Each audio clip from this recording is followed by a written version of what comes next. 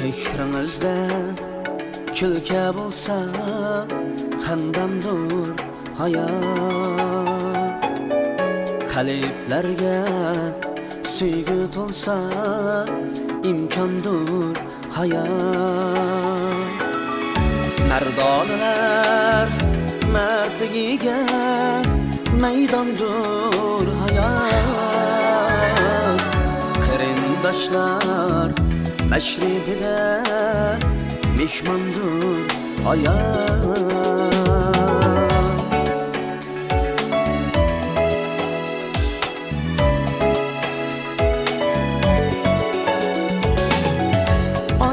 Açık göz yaşlarga to'ldi yo'llar.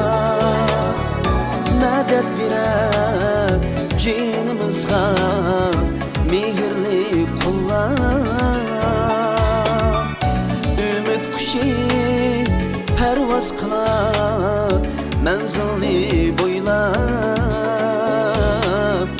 Qismatlarning hayalida hayrandır hayat.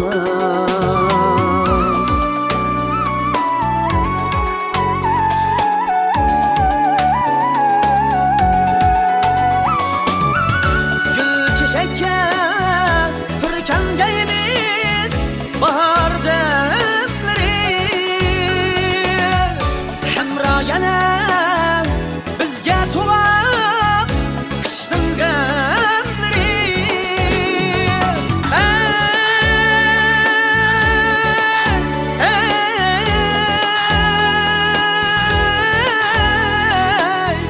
Hayat gemleri